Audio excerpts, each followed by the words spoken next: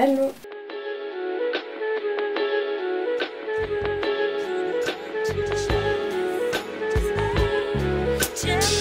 Aujourd'hui je te retrouve dans une autre vidéo et tu te dois dire que c'est un peu chelou parce que c'est pas le décor habituel.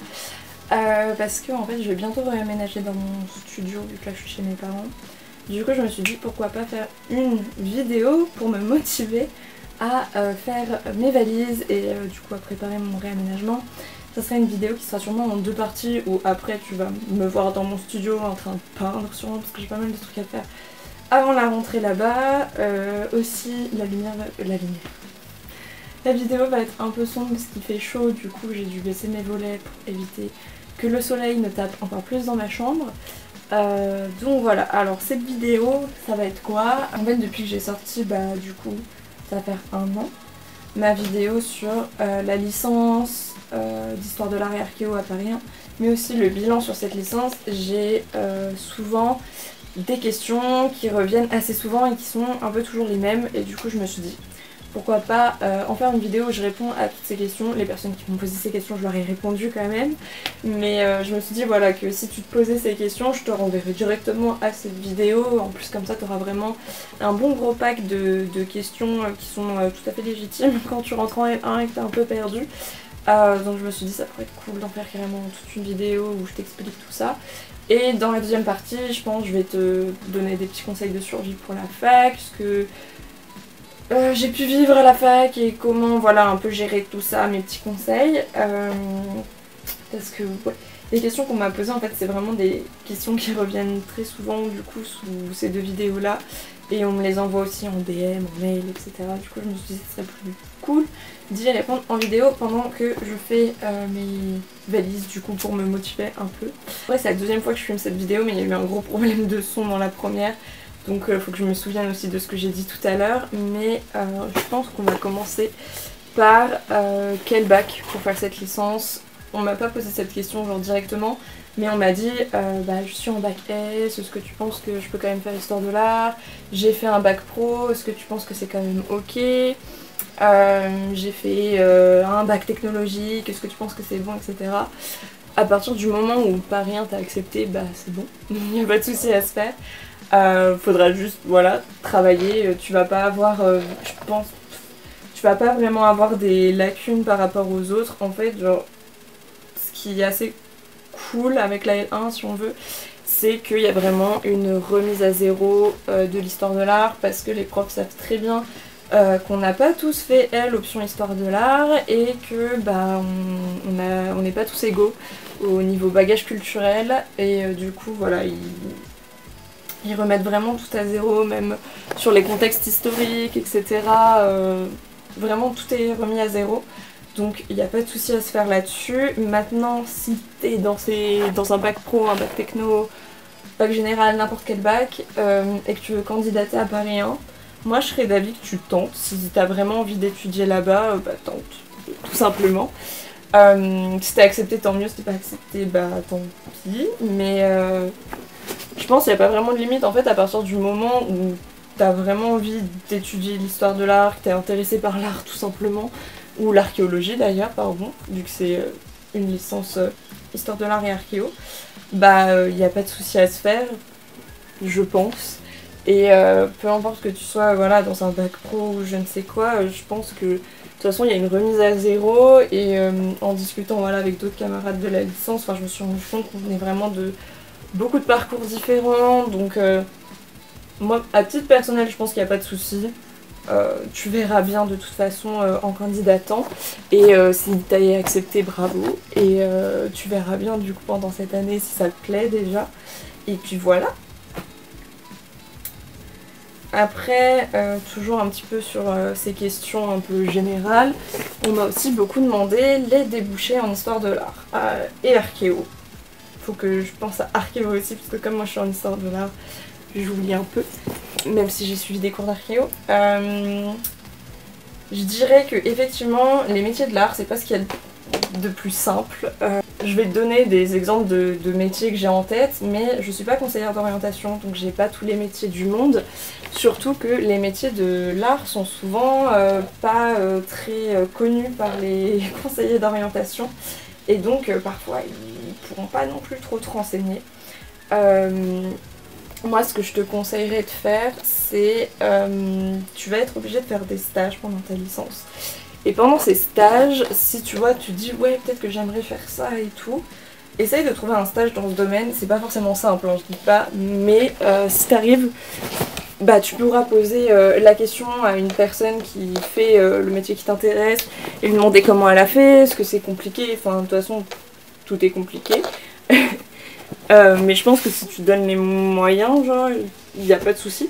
Je pense que de toute façon, si tu te donnes les moyens de réussir ce que tu entreprends, il n'y a pas de souci à se faire.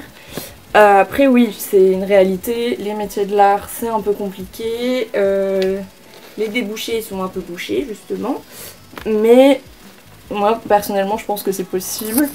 Après je suis une personne assez naïve et utopiste, donc on verra bien où ça me mène aussi, mais voilà, moi je pense on peut très bien y arriver. Pour donner des exemples, bah, tu peux être archéologue, historien de l'art, chercheur en labo, conservateur de musée, être dans le mécénat, régisseur d'exposition, commissaire d'exposition. Commissaire d'exposition, c'est ceux qui font les expos. Tu peux être quoi d'autre? Restaurateur, conservateur j'ai déjà dit. Qu'est-ce que tu peux faire d'autre? Tu peux être dans le cinéma aussi, parce que Paris propose des cours de cinéma. Tu peux faire plein de trucs en fait.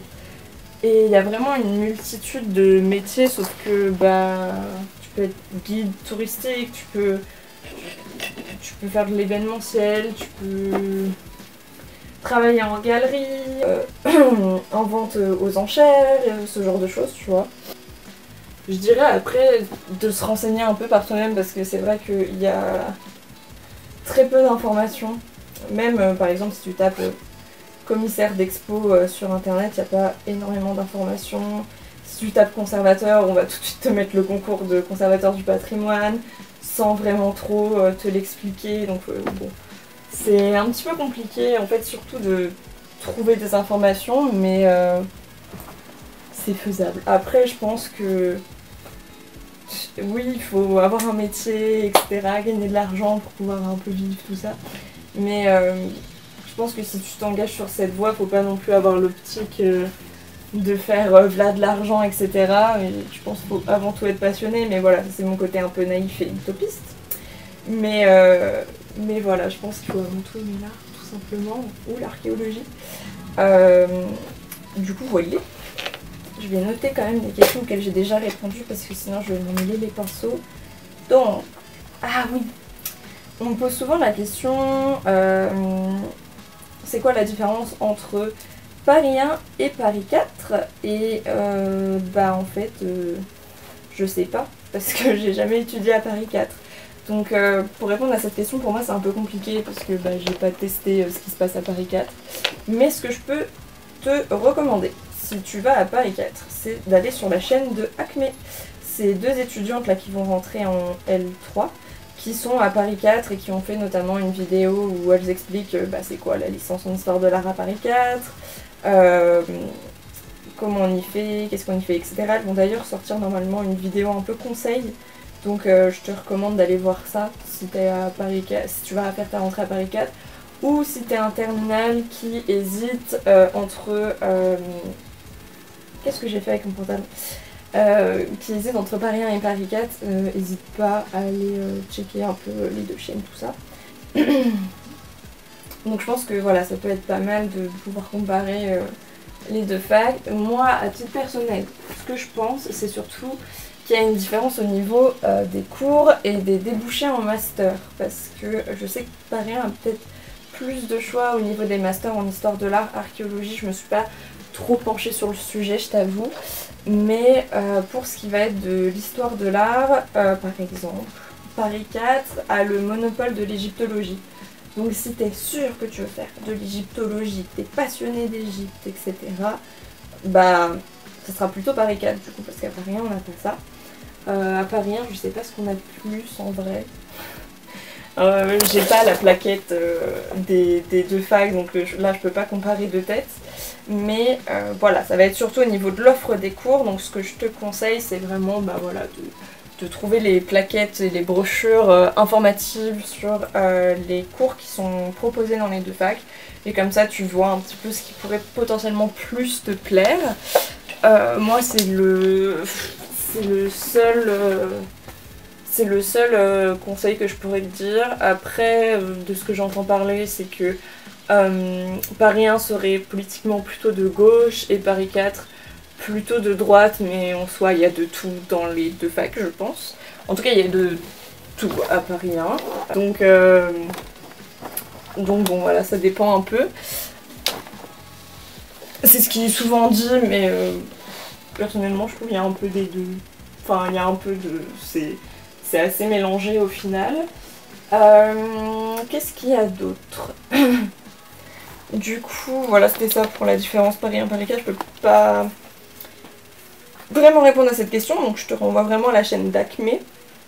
Ensuite, on m'a demandé au niveau, je vais me répéter, au niveau d'histoire, est-ce qu'il faut avoir de très bonnes notes en histoire pour rentrer en histoire de l'art? Et bah justement, les filles de la chaîne Acme en ont parlé et je suis assez d'accord avec elles. Quand elles disent que l'histoire de l'art et l'histoire c'est deux méthodologies totalement différentes. Et je suis entièrement d'accord. Ce qui va être relou par contre, c'est que en L1 et L2, Paris 1 t'oblige à... J'ai fait tomber ma gourde, yes. Donc je disais, Paris 1 t'oblige en L1 et en L2 à suivre des cours de l'UFR d'histoire et c'est des cours qui sont assez ardus parce que ceux qui sont en histoire, eux ils ont les TD qui les accompagnent, nous on n'a pas les TD. Je vais fermer ça parce que sinon ça va faire trop de bruit. Je suis contente, j'ai été efficace, j'ai fait une valise, enfin en vrai j'en ai fait deux mais comme ma vidéo a bugué tout à l'heure. Bref, tout ça pour dire que de toute façon, tout est repris à zéro en L1. Donc même si t'es vraiment pas bon en histoire, c'est pas grave parce que c'est pas la même méthodologie. Et ensuite, pareil, il y a un cours en L1 qui s'appelle Expression française, où globalement c'est du français que tu vas faire, mais pas du français comme au lycée. Et si voilà, t'as des a priori sur... commenter des textes et faire des analyses de texte et des commentaires de texte, panique pas parce que moi j'étais genre vraiment la pire à ce niveau au lycée et au final à la fac ça s'est très bien passé, enfin maintenant j'analyse tranquillement mes petits textes. Donc voilà, je pense que c'est pas un gros souci si t'as pas une bonne moyenne en histoire. Tant que, en soi, en fait, tout va se jouer sur ta passion pour l'art, si t'es motivé, etc. Forcément, ça passera tout seul. Et si au final, tu trouves que cette licence, elle te convient pas, bon, là, ça va pas passer tout seul. Et en parlant de la licence qui te convient pas, belle transition, on m'a aussi beaucoup posé la question des réorientations, si on pouvait se réorienter, comment faire, etc. En fait, si dès le premier semestre tu te rends compte que ta licence te plaît absolument pas, tu peux te réorienter pour le deuxième semestre et même aller dans une autre fac en fait. Pour ça, il faut voir avec l'administration parce que moi ça m'est pas arrivé. J'ai des potes qui par exemple étaient en psycho et qui sont venus en histoire de l'art dès le second semestre en fait. Donc ce que je te conseillerais par contre, c'est de valider ton semestre dans la licence ou que t'aimes pas. Parce que voilà, ça montre que t'es quand même déterminé, etc. Ça fait toujours bien sur le dossier. Il me semble qu'il faut écrire une lettre à la future licence où tu veux aller. Mais voilà, je sais qu'il y a des passerelles qui sont possibles. Ça, faut voir avec les conseillers d'orientation. À Paris 1, ils sont plutôt cool au niveau de la réorientation. Ils aident pas mal, faut pas hésiter à les demander. Du coup, voilà. On m'a beaucoup demandé, on m'a beaucoup posé de questions au niveau de l'emploi du temps, comment on le fait, combien d'heures par semaine on peut avoir, etc. Je vais t'afficher ici le nombre d'heures par semaine que j'avais dans un semestre en L1, mais c'est vraiment à titre indicatif. Pourquoi? Parce que en fonction des cours que tu vas prendre, Si tu prends des trucs en bonus comme une langue, du sport ou des choses comme ça, si tu prends, si tu es étudiant salarié, etc., ce nombre d'heures peut totalement varier. Si tu es étudiant salarié, tu peux te mettre en examen terminal, ça permet d'assister qu'au CM et pas au TD.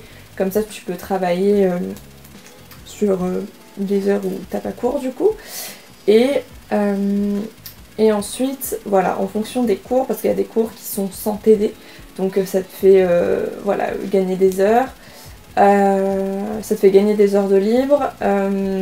Donc vraiment, en fait, ça va beaucoup dépendre de chaque emploi du temps. Donc voilà. Après, on m'avait aussi demandé comment on faisait l'emploi du temps, comment ça se passe, etc. En fait, contrairement au lycée où tu as un emploi du temps imposé, là c'est toi qui vas devoir le faire. Donc tu vas avoir une plaquette informative pendant la pré-rentrée où on va te dire bah voilà, dans cette UE, c'est des blocs de cours. Dans cette UE, tu sélectionnes 2 cours avec TD. Dans cette UE, tu sélectionnes 3 cours avec TD, plus tu dois faire un choix entre histoire antique et histoire du Moyen-Âge. Et enfin, tu prends un cours de langue et tu as des cours de méthodologie obligatoires. Donc là, va falloir que tu fasses ton emploi du temps, tu as un peu ta checklist de trucs à faire, à choisir. Donc moi, ce que je pourrais le mettre dans la partie conseil, mais autant le dire maintenant, ça sera plus simple. Tu places d'abord tes CM dans ton emploi du temps. Pourquoi? Parce que les CM, c'est les cours magistraux, c'est les grands cours d'amphi que tu vois comme dans les séries américaines. Et en gros, c'est des cours qui ont un jour et un horaire fixe. Donc là, tu vas pas pouvoir choisir quand y aller, etc. Donc je te conseille de les placer d'abord avant de mettre les TD, où là, tu auras plusieurs jours et horaires au choix. Donc comme ça, j'essaierai de te retrouver un exemple où je te ferai un faux emploi du temps. Parce que je crois pas que j'ai gardé ceux que j'avais en L1, mais je vais essayer de te retrouver ça. Tu fais un petit peu ton emploi du temps à ta sauce, tu vas voir que peut-être que tu auras un jour de libre, ce qui peut être cool si tu habites en banlieue et que tu dois faire beaucoup de transport. Donc voilà, c'est vraiment à toi en fait de faire cet emploi du temps.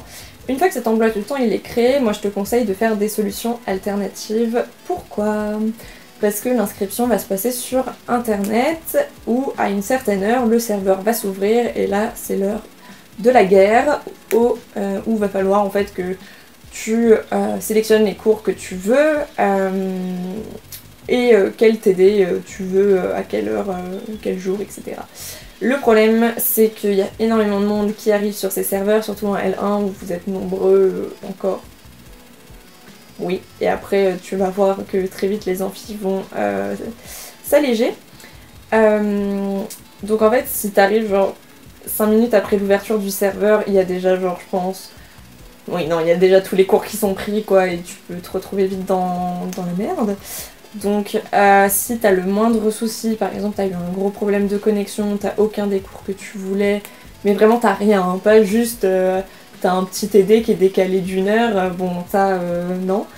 Et bah t'appelles le secrétariat et tu leur expliques la situation et ils pourront t'aider à te faire un emploi du temps. Mais c'est vraiment galère, surtout quand on est en L1 et qu'on n'est absolument pas habitué à ce genre de choses. Et du coup, ouais, donc faut bien faire attention au jour et à l'heure d'ouverture du serveur parce que c'est vraiment la guerre. Et donc voilà, tu sélectionnes tes cours, tu valides bien tout, faut tout bien valider, toujours valider. Tant que t'as pas reçu de mail, c'est qu'il y a un souci. Le mail met parfois du temps à arriver, étant donné qu'on valide tous à peu près en même temps, tu vois, ça met un peu de temps à arriver. Mais faut vraiment recevoir un mail pour vraiment être sûr que t'as ton emploi du temps, c'est bon, t'es inscrit dans tes TD, etc.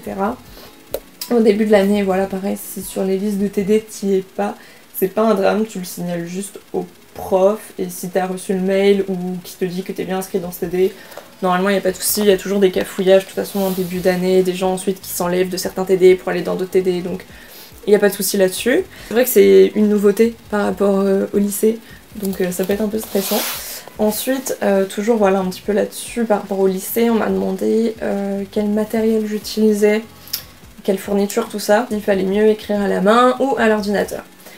Alors, personnellement, moi, maintenant, futur master du coup, vu que je rentre en master cette année, Je prends mes cours à l'ordinateur parce que pour moi c'est plus simple et j'ai mon cours qui est déjà voilà, tout propre et tout parce que j'ai une écriture quand j'écris vite qui est pas forcément très lisible, donc ça m'a vite posé problème en L1 quand au début j'écrivais à la main. Ce qui peut être cool en fait, c'est qu'en histoire de l'art, souvent en CM etc, on va te parler de beaucoup d'œuvres et du coup c'est bien d'avoir l'explication de l'œuvre et l'image à côté, donc si t'es sur ordi tu peux rajouter l'image directe, c'est tout beau dans ton cours, voilà, alors qu'à la main c'est un peu plus compliqué. Mais j'ai des potes qui ont écrit à la main jusqu'à maintenant, jusqu'en L3, et pour qui ça n'a pas posé de problème. Par contre, il y en a une en L3, Pauline, si tu passes par là, c'est toujours Pauline qui passe par là de toute façon. Elle a commencé à taper à l'ordi parce qu'il y avait certains profs qui avaient un débit assez rapide. Donc si t'écris lentement, je te conseillerais peut-être l'ordinateur parce que on écrit vraiment beaucoup. Si t'as pas d'endurance aussi au niveau de l'écriture, peut-être ordinateur parce qu'on écrit beaucoup en CM et même parfois en TD. Donc voilà, si tu sais aussi que tu peux pas gérer des feuilles volantes, que ton écriture elle est un peu brouillon, que tu te perds dans tes cours, que y a des ratures, enfin que ton cours est pas lisible, peut-être préfère l'ordinateur, mais si tu te sens totalement capable d'écrire à la main, il n'y a pas de souci. Moi je pense que ça dépend de chacun en fait. Tu peux prendre des notes aussi sur tablette, etc. Donc il n'y a pas de souci, c'est un peu à toi de voir quelle méthode tu préfères. Ensuite, on m'avait posé une question sur les langues et c'est vrai que j'y avais absolument pas pensé à ça. Mais on m'a demandé au niveau de l'engagement des langues, par exemple, est-ce que l'anglais est obligatoire? Est-ce que les langues que tu avais au lycée, tu es obligé de les reprendre à la fac et tout? Absolument pas, tu peux totalement arrêter l'anglais, commencer une nouvelle langue au niveau 0. C'est ça qui est cool à la fac, c'est qu'il y a vraiment une offre de langue qui est assez importante. Moi par exemple, j'ai commencé le japonais à la fac, donc voilà, bon, c'est plutôt cool. Je garde l'anglais parce que j'aime bien l'anglais quand même et j'ai besoin de l'entretenir, quoi, de pas perdre mon anglais, parce que c'est quand même assez utile. Mais par exemple, d'un semestre à l'autre, comment dire? Par exemple, en L1, normalement, tu dois juste choisir une langue, il me semble. Mais si tu mets une langue en bonus, par exemple, au premier semestre, tu commences cette nouvelle langue et tu te rends compte que ça te plaît pas, t'as pas forcément envie de commencer au second semestre. Tu peux ne pas l'apprendre au second semestre si tu l'as mis en bonus. Tu peux changer... C'est un peu plus compliqué de changer de langue au second semestre. Parce que, en gros... Comment expliquer? Ah là, ça va être compliqué, alors prépare-toi. Par exemple, si t'es vraiment... On va prendre des cas particuliers, ça sera plus simple. Par exemple, au premier semestre, en langue obligatoire, t'avais pris le niveau... à la fac, il y a plusieurs niveaux de langue en fait. Il y a le niveau vraiment débutant où tu vas apprendre les bases, et puis etc. Tu peux faire un test d'ailleurs pour savoir quel est ton niveau dans certaines langues. Donc... si au semestre 1 t'as commencé le russe en débutant et qu'au final ça te plaît pas et qu'au second semestre tu veux changer de langue, si tu veux débuter une nouvelle langue ça va être compliqué parce que ça veut dire que les personnes au second semestre qui ont débuté, je sais pas, par exemple tu veux prendre japonais au second semestre mais en total débutant, ça va pas être possible, enfin ça va être surtout très compliqué, je suis pas sûre que le prof accepte, parce que les personnes qui seront dans ce cours au second semestre, en fait ils ont suivi les cours du premier semestre, du coup ils ont déjà pratiqué la langue, etc. et ils ont déjà avancé sur le cours. Par contre, si par exemple t'as fait russe, au niveau débutant, et que tu veux changer pour l'anglais, mais que t'as un niveau je dirais, à la fac ils appellent ça par exemple à partir du N3, là tu peux totalement, parce que c'est des cours qui sont plus libres, où t'as pas forcément d'avoir une ligne directrice, etc. Et puis t'as déjà les bases, donc c'est pas un souci. Donc voilà, ça se passe un petit peu comme ça au niveau des langues et de l'engagement vis-à-vis des langues. D'une année à l'autre, tu peux très bien totalement changer de langue, etc. Tu peux vraiment découvrir aussi de nouvelles langues, ça c'est plutôt cool. Du coup voilà. Ensuite on m'avait demandé si c'était possible de suivre que les cours d'archéo ou de suivre que les cours d'art, parce que la licence à Paris 1, c'est une licence d'histoire de l'art et archéologie, c'est pas du tout une double licence, c'est vraiment juste une licence simple. Mais ce qui est cool, c'est que bah, du coup, il y a certains cours qui sont dédiés qu'à l'archéologie, d'autres uniquement à l'art, et d'autres cours qui vont mélanger ces deux disciplines. Ce qui est quand même hyper cool de découvrir une discipline auquel bah, tu ne serais pas vraiment penché dessus. Par exemple, si tu veux vraiment être qu'en archéologie, bah, tu peux quand même découvrir l'histoire de l'art. Et moi là-dessus, ce que je te dirais, c'est que je trouve ça dommage si par exemple t'es en histoire, tu sens que tu vas aller que en histoire de l'art, et que tu prends pas de cours d'archéo. Je trouve ça un petit peu dommage de pas tester bah, les opportunités qu'on te donne, justement, de tester d'autres disciplines. D'ailleurs, pas que l'archéologie, parce que dans les UE complémentaires, tu peux tester des cours d'autres UFR, comme la philosophie, la sociologie, la psychologie sociale, et c'est vraiment hyper intéressant, parce que l'histoire de l'art, et l'archéologie d'ailleurs, regroupent plusieurs disciplines, et c'est vraiment intéressant d'aller dans d'autres UFR pour avoir leurs cours. Du coup voilà. Du coup, notamment en plus, les filles de la chaîne Acme pensaient qu'elles allaient être à fond sur l'archéologie et qu'elles voulaient vraiment être dans l'archéo, etc. Elles se sont rendues compte que ça leur plaisait absolument pas. Donc tu vois, c'est cool de pas sélectionner que des cours d'archéo pour te rendre compte que bah au final c'est pas un truc qui te plaît et que bah peut-être que t'aurais dû prendre des cours d'histoire de l'art. Donc voilà, essaye de tester différentes aires chronologiques, géographiques, etc. Moi ça n'a pas été trop un souci parce que j'étais assez curieuse justement de découvrir un petit peu toutes les œuvres de Paris 1, donc je suis allée en archéo, en cinéma, en photo, j'ai pas fait l'architecture parce que ça allait pas dans mes emplois du temps, mais voilà, j'ai essayé de tester vraiment plusieurs médiums, plusieurs disciplines, donc voilà, moi je te conseille vraiment de tester, puis même au niveau de ta culture générale, t'auras vraiment une frise de l'histoire de l'art assez complète, que tu vois, si tu restes que sur le contemporain, t'auras... Enfin, je trouve que ça te coupe un peu l'histoire de l'art, quoi, tout simplement. Du coup, voilà. Et enfin, on m'a demandé à quoi ça ressemblait les partiels en histoire de l'art. Donc les partiels, c'est les examens que tu as à la fin de chaque semestre. C'est des grosses évaluations où bah, tu travailles beaucoup. Tu es très fatigué pendant ces périodes. Et ça dépend de chaque cours, en fait. Il y a des cours où ça peut être des questions genre vraiment très banales, où tu réponds tout simplement comme en psychologie sociale. Ça peut être des dissertations comme en histoire. Les dissertations arriveront plutôt en L2 d'ailleurs. Pour les matières que j'appelle art, ça va plutôt être des analyses d'œuvres. Tu peux aussi avoir des questions, des trucs comme ça, mais surtout on va te faire travailler l'analyse d'œuvres en L1 parce que c'est quand même une méthode fondamentale dans l'histoire de l'art. Et du coup, ça peut faire peur parce que dans certains cours, pendant ton partiel, soit tu vas avoir une œuvre que tu connais, d'un artiste que tu connais, où il n'y aura pas le cartel parce que c'est une œuvre que tu es censé avoir vue en cours, ou alors ça sera un artiste que tu connais, mais l'œuvre tu la connais pas forcément.